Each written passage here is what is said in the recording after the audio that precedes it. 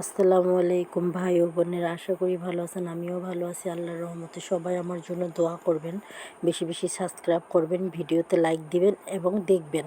আমি আজ কাচকি মাছ রান্না করব। কাচকি মাছ রান্না করার জন্য প্রথমে কড়াইতে পেঁয়াজ কুচি দিয়ে দিব, অল্প পরিমাণ আদা বাটা দিব, হলুদ মরিচ ধনিয়া গুঁড়া দিয়ে দিব, তেল দিব পরিমাণ মতো, যতটুকু লাগবে ঠিক ততটুকুই, লবণ দিয়ে ভালোভাবে পেঁয়াজগুলা মেখে নেব সব কিছুর সাথে। এখন টমেটো দিয়ে দিব।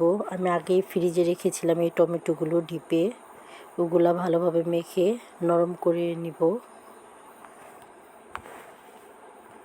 এখন মাছগুলো উপর দিয়ে আবারও ভালোভাবে মাখিয়ে কিছু কাঁচামরিচ কুচি দিয়ে দিব। কাঁচামরিচ কুচি আপনারা যে যেমন ঝাল খান সেরকম দিবেন। এখন পরিমাণ মতো পানি দিয়ে রান্না বসিয়ে দিব।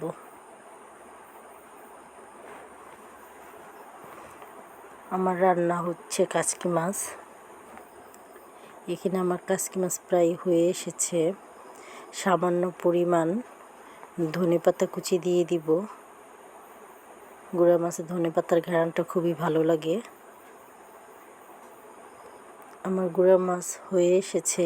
এখন আমি এগুলো নামিয়ে নিব, একটা বাটিতে নিয়ে নিব এগুলো।